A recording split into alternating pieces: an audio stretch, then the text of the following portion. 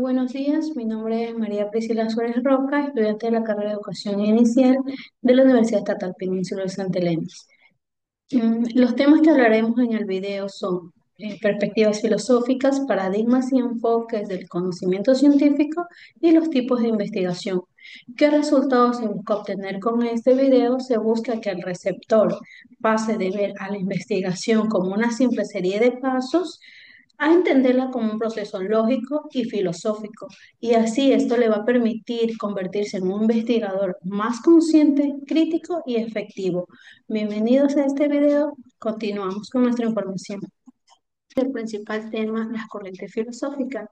Según Alejandro Caballesi Sánchez, doctor en filosofía, las corrientes filosóficas son un conjunto de ideas y teorías que comparten los mismos principios básicos sobre un aspecto del conocimiento, ya sea de manera global o de cada persona.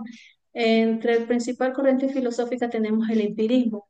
Aquí se basa en la experiencia sensorial como una fuente principal del conocimiento. Los empiristas creen que la mente es una tabla rasa al nacer y que el conocimiento se va adquiriendo a través de la observación y la experiencia. Entre los principales empiristas tenemos a John Locke y David Hume. Un ejemplo de empirismo sería aprender a caminar o andar en bicicleta. Esto no se puede aprender por medio de un manual, sino que requiere de la experiencia, de poder intentarlo una y otra vez hasta poder obtener nuestros resultados. Tenemos también el racionalismo. Aquí se considera a la razón como la fuente principal del conocimiento. Los racionalistas creen que las ideas surgen de manera innata y que el conocimiento puede obtenerse a través del conocimiento, del razonamiento deductivo. Los racionalistas tenemos a René Descartes y Baruch Spinoza. Un ejemplo de racionalismo sería el famoso pienso y luego existo de Descartes. Esto es una verdad inaludible a la que se llega a través de la razón y no de la experiencia. También tenemos el dogmatismo. Aquí se afirma la posibilidad de conocer la verdad con certeza y total confianza. Los dogmáticos no van a cuestionar la capacidad humana para alcanzar la verdad. Ellos obtienen una postura filosófica o religiosa. Como ejemplo de dogmatismo tenemos que una persona cree firmemente en una religión y no va a permitir que venga otra persona a cuestionar o que le haga dudar sobre la validez que él tiene, y ya que para ella la verdad es absoluta y no está cuestionable. Tenemos el escepticismo. Aquí la duda a la posibilidad de alcanzar un conocimiento certero. Los escépticos pueden dudar de la existencia de la verdad y de la capacidad humana para poder reconocerla. Hay diferentes grados de escepticismo, como el escepticismo de duda moderada hasta el escepticismo radical. Como un ejemplo tenemos que el escéptico va a dudar totalmente de la verdad. Un ejemplo sería sobre la existencia o la discusión sobre la moralidad de una acción. Aquí el escepticista va a discutir sobre si la verdad es certera, es buena o es mala en un sentido universal. Tenemos el objetivismo. Aquí es donde se postula la realidad existente, dependientemente de la conciencia humana. El objetivismo busca el conocimiento objetivo, libre de la influencia de la subjetividad. Algunos filósofos son Ian Rand y Mortimer Adler.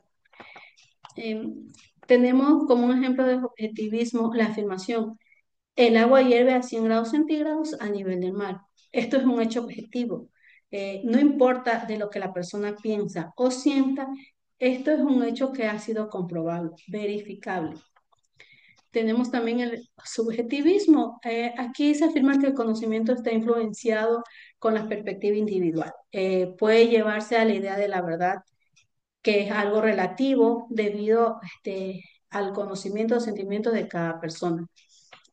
Como ejemplo tenemos la afirmación: esta película es aburrida o la música clásica es mejor. Esto es algo subjetivo, ¿por qué?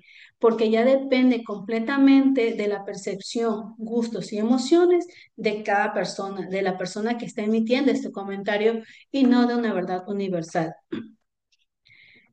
Tenemos como segundo tema los paradigmas. El paradigma es un conjunto de creencias básicas y supuestos compartidos que guían la investigación y el conocimiento dentro de una comunidad científica en particular. Tenemos el paradigma positivista. Este paradigma se enfoca en la medición de variables observables y la verificación empírica de hipótesis. Se basa en la concepción de que la realidad existente objetivamente a través de métodos científicos rigurosos y objetivos. Tenemos un ejemplo, un estudio que mide el número de horas en que los estudiantes dedican a estudiar y lo relacionan con sus calificaciones en un examen estandarizado. La investigación busca establecer una relación causal entre el tiempo de estudio y el rendimiento académico, con el fin de generalizar los hallazgos en una población más amplia de los estudiantes. Tenemos el paradigma post-positivista. Aquí Albert Gómez, 2007, menciona que el conocimiento obtenido a través de este paradigma es considerado como objetivo y factual, debido a que se basa en las experiencias y este permite dar validez independientemente del tiempo o del espacio en que se está estudiando. Un ejemplo, tenemos un estudio que se utiliza en una encuesta para medir la satisfacción laboral de los empleados dentro de una empresa. A diferencia del positivismo, aquí el investigador va a lograr reconocer que la percepción y la satisfacción va a ser subjetiva, ya que los resultados que se van a obtener solo van a ofrecer una aproximación de la realidad, ya que ellos pueden estar siendo influenciados por diversos factores que no son controlados. Tenemos el paradigma crítico. En este paradigma la realidad está siendo orientada por los valores sociales, políticos, culturales y económicos. Aquí busca unir la teoría y la práctica, usando una teoría como elemento de fundamentación y siempre va a ser guiada, siempre va a haber una interacción mutua. Tenemos un ejemplo, una investigación participativa en una comunidad para analizar las causas de una exclusión social. Aquí el investigador va a trabajar con los miembros de la comunidad para identificar las problemáticas y poder diseñar estrategias de intervención y así poder evaluar los resultados. ¿Con qué objetivo? Con el objetivo de poder empoderar a los participantes y que ellos mejoren sus condiciones de vida. Tenemos el paradigma constructivista. En este paradigma se enfocan en la construcción de la realidad a través de la interacción entre el investigador y los participantes. Se basa en la concepción de que la realidad es subjetiva y se construye a través de la comunicación y la interacción social. Tenemos como un ejemplo un estudio etnográfico que explora cómo un grupo de inmigrantes va a construir su identidad, su cultura en un nuevo país. Aquí el investigador va a convivir con el grupo y va a realizar entrevistas a profundidad y va a observar las interacciones para poder comprender cada proceso social. Tenemos la metodología y técnica de los paradigmas. Tenemos en el paradigma positivista. La metodología se basa en el método científico experimental. Aquí el investigador se va a mantener al margen del objeto que está siendo estudiado para evitar la subjetividad. Se van a formular hipótesis y deben de ser verificables. Las técnicas de recolección de datos son las encuestas, experimentos, observaciones sistemáticas y los análisis estadísticos. En el paradigma positivista, la metodología es una versión más suave del positivismo. Se siguen utilizando los mismos métodos cuantitativos, pero aquí el investigador es mucho más consciente de los sesgos y del impacto que va a tener su investigación. Aquí se busca algo triangular de datos, usar múltiples fuentes y métodos para aumentar la creabilidad de los hallazgos. Entre las técnicas de recolección de datos tenemos que se van a usar las mismas que el positivismo, pero se van a incorporar a menudo ciertos elementos cualitativos, como entrevistas semiestructuradas para poder complementar y validar los datos cuantitativos.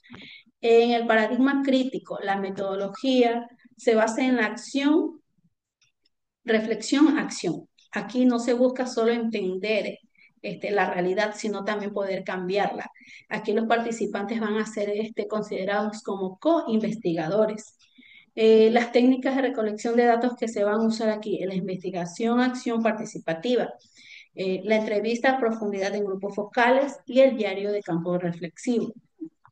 En el paradigma constructivista, eh, la metodología principal va a ser la cualitativa, ya que aquí se busca interpretar y poder comprender el significado de los individuos que dan en ciertos fenómenos. Aquí la relación entre el investigador y el participante va a ser de mutua colaboración.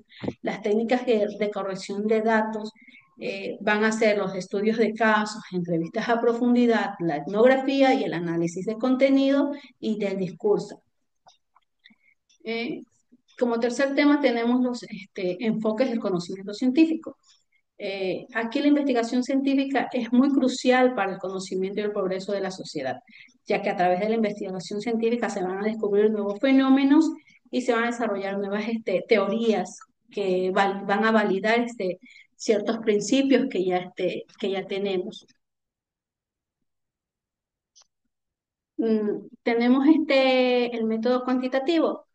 Aquí vamos a encontrar la recolección de datos y el análisis de datos numéricos. Esto se va a utilizar para poder medir y cuantificar las variables, poder establecer relaciones y realizar estadísticas. Las características claves del método cuantitativo van a incluir la objetividad, la muestra grande y el análisis estadístico, y incluye el enfoque deductivo.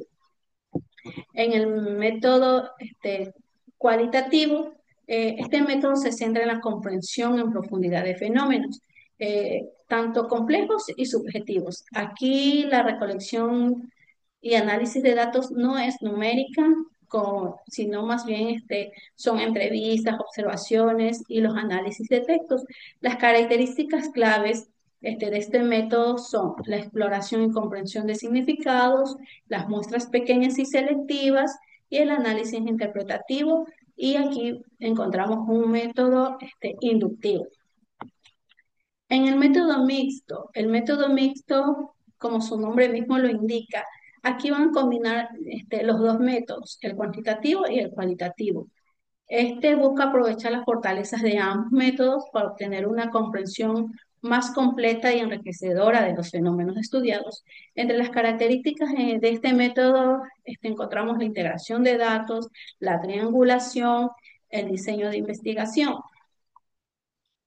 En ejemplo del método cuantitativo, tenemos un investigador podría analizar las calificaciones de un grupo de estudiantes antes y después de implementar un nuevo programa de tutorías.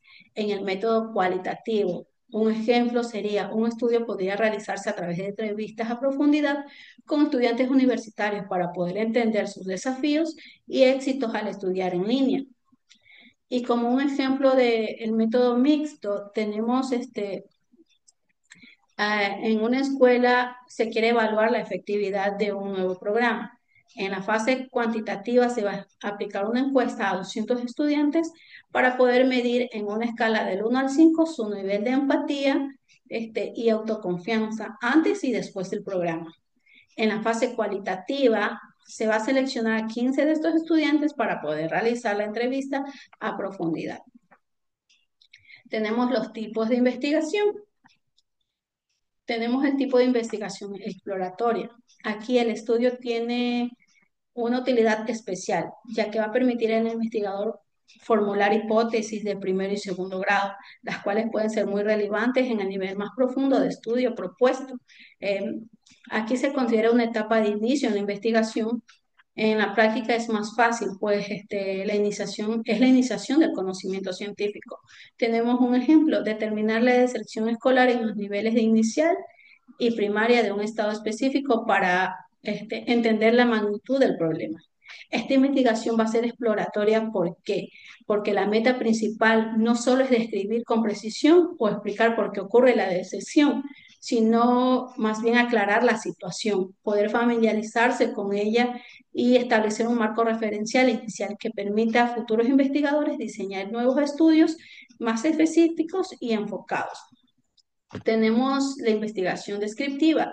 Los estudios descriptivos permiten especificar las propiedades, características y perfiles de personas, grupos o comunidades dentro de procesos o objetos de un fenómeno que va a sostener un análisis. La metodología de enseñanza, un ejemplo, es la metodología de enseñanza de un profesor en un aula para conocer las dinámicas entre el docente y los estudiantes. Vemos que este es un tipo de investigación descriptiva porque la meta es retratar, describir y caracterizar con precisión un fenómeno, la metodología de enseñanza y las dinámicas dentro del aula, tal como ocurre. No vamos a buscar explicaciones o manipular las condiciones de estudio. En el tipo de investigación correlacional, aquí el propósito principal es saber cómo se puede comportar una variable según otra variable correlacionada. En este enlace se plantean hipótesis correlacionables. No se plantean como variables independientes o dependientes. Tampoco existe una prevalencia o importancia de las variables. Un ejemplo sería estudiar la conexión entre la cantidad de horas de estudio y el rendimiento académico de los estudiantes. El estudio es correlacional, ¿por qué? Porque su propósito es medir y describir la fuerza y la dirección entre las dos variables, las horas de estudio y el rendimiento académico, tal como se presentan naturalmente, sin buscar una explicación causal o manipular alguna de ellas. En el tipo de investigación explicativo, aquí encontramos que esto se encarga de buscar los hechos mediante el establecimiento de relaciones causa-efecto. Es probar las hipótesis, sus resultados y conclusiones. Un ejemplo sería analizar si la escucha de la música mientras se estudia va a mejorar el rendimiento de los estudiantes en los exámenes. ¿Por qué es explicativa? Es porque la meta final no es solo describir o asociar ambos términos, sino que demostrar de manera efectiva que el escuchar música es la causa directa del mejoramiento académico de los estudiantes, explicando así este fenómeno. Muchas gracias. Esto ha sido en todo en cuanto a los temas tratados. Espero de que mi conocimiento sea de mucha ayuda para ustedes.